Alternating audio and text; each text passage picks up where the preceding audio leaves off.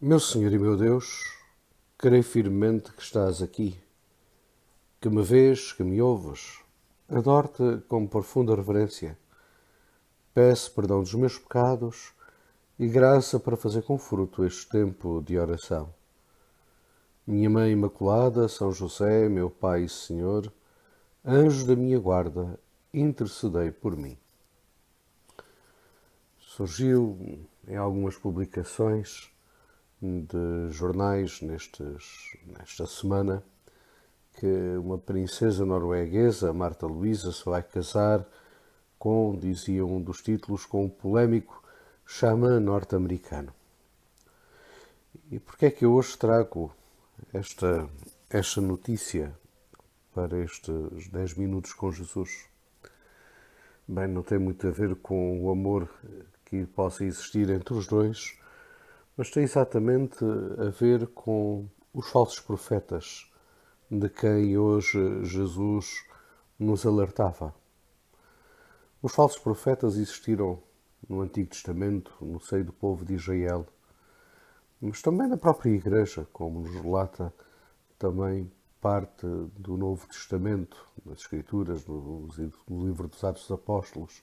nas divisões que se mostram também em algumas cartas, pois tudo isso nos recorda que nós somos sempre tentados e alvos exatamente das comunidades, a Igreja e cada um de nós em particular, pode ser sempre alvo ao longo da sua vida, da sua comunidade cristã, destes falsos profetas aos quais Jesus nos pedia cautela, porque eles andam assim revestidos, ou vestidos como ovelhas, mas dizia-nos Jesus que por dentro são lobos ferozes. Por isso, hoje, neste dia, nestes 10 minutos com Jesus, nada melhor do que pedirmos desde já ao Senhor que ilumine sempre a nossa vida, o nosso coração, com a luz do seu Evangelho, para que possamos sempre deixar conduzir por Ele, pelo caminho da verdade, que nos deixemos sempre orientar por aquilo que também são os ensinamentos da Igreja que o próprio Cristo fundou. E que, como mãe, com solicitude materna, procura sempre ajudar os seus filhos, iluminar os seus filhos, ainda que mãe pecadora e santa, procura sempre de facto que nós nunca nos enganemos no caminho que estamos a seguir e que também, formados por ela, evitemos estes falsos profetas, vendedores, por assim dizer, da banha da cobra, que apresentam de facto uma teologia às vezes e teorias e filosofias muito apetecíveis porque pouco exigentes, mas rapidamente quando nos deixamos envolver por elas, nos deixamos cair por elas, rapidamente vemos que são um verdadeiro logro e que apenas nos prejudicam verdadeiramente a nossa vida em todos os sentidos. E isto é talvez ainda mais urgente nos dias que correm, porque de facto são muitos aqueles nossos irmãos batizados, e como dizia, nós também somos alvos disso, que se deixam exatamente iludir por aqueles que, estando fora, muitas vezes apresentam, como dizia, caminhos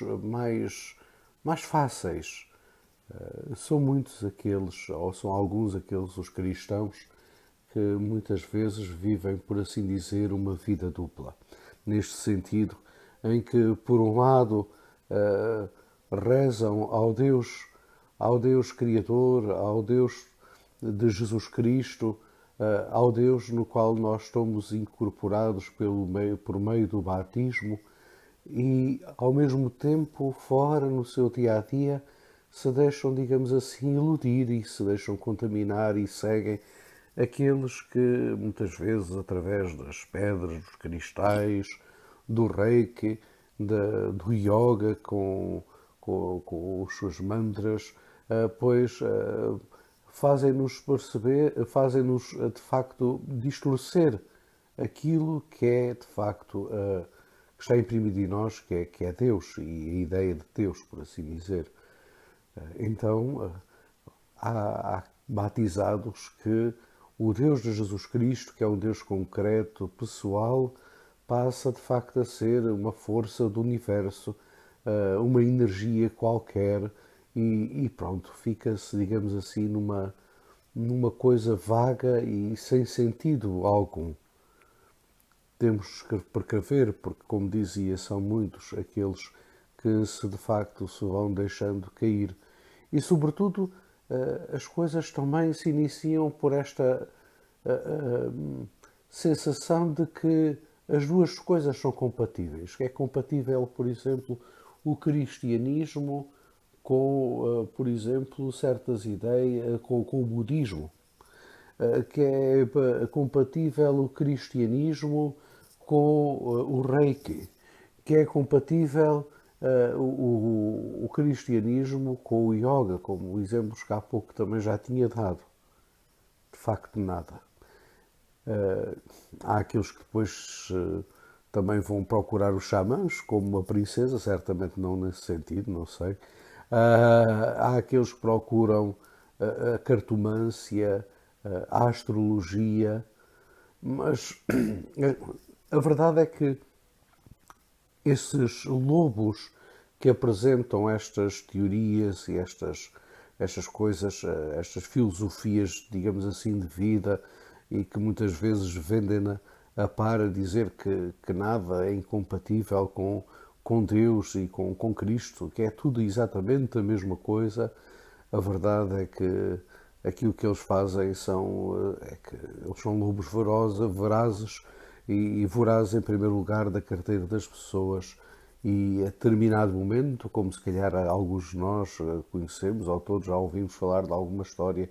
de uma pessoa conhecida, de uma pessoa amiga, a verdade, ou por terem visto na televisão, a verdade é que muitas vezes aquilo que eles fazem é uma verdadeira limpeza da carteira das pessoas, deixando as pessoas com os mesmos problemas, porque é isso que eles procuram também. É que eles vendem, aquilo que eles vendem é que vão resolver todos os problemas, desde financeiros a amorosos, até, digamos assim, até do foro quase da saúde mental e física. Mas a verdade é que quando as pessoas começam a primeiro caem e depois vão continuando, sentem-se amarrados, com medo de sair, e a determinado momento, quando conseguem se libertar, de facto estão com um problema maior. O problema maior é exatamente de se terem deixado enganar, não se terem visto solucionados problemas alguns da sua vida e, pelo contrário, ter-se criado muito mais. Tudo isto é revelador também de algo que nos poderá custar dizer e às vezes também custar ouvir, como possivelmente agora, que é a falta de confiança, a falta de fé em Deus. Temos que ter mais confiança em Deus, fé em Deus, entregarmos as nossas vidas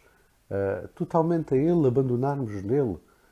À maneira de São Paulo, que dizia: já não sou eu que vivo, é Cristo que vive em mim. E tudo posso naquele que me conforta. Termos presente até estas expressões, estas palavras de santos que nos ajudam também exatamente a recordar aquilo que é de facto uma verdade, uma realidade. Quem confia de facto no Senhor, quem se deixa abandonar, quem Ele se dirige fervorosamente e consistentemente na oração, quem o procura escutar, acolher, receber na Eucaristia, quem procura encontrar nele conselho, também até na própria direção espiritual, quem procura também lavar os seus pecados na confissão, vai crescendo na fé e vai, digamos assim, se tornando sensível a estes ataques e por isso é capaz de evitá-los. E sabe que Deus está com ele e que de facto o há de ajudar a superar os problemas que vão surgindo na vida, porque é normal que eles surjam, nós todos passamos por isso, mas quem confia em Deus, pois nunca se sente só e sabe que a providência de Deus, no tempo de Deus, há de vir de facto, digamos assim, com solução, há de vir ao nosso encontro, também para superar muitas vezes o problema, para o eliminar também e dar-lhe talvez o sentido, porque a cruz faz parte da nossa vida, como nos recordava o Evangelho aqui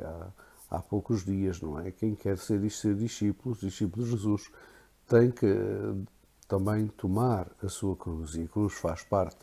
da nossa vida. Vamos por isso novamente pedir ao Senhor, nesta oração, que ilumine o nosso coração com a luz do seu Evangelho, o qual pedimos ao Senhor que nos dê sempre esta sede de o ler, de o rezar, para que de facto nunca nos deixemos cair de facto nestas tentações de seguir falsos profetas, que a única coisa que nos fazem é afastar de Deus e às vezes até afastar-nos de facto dos nossos irmãos nos outros.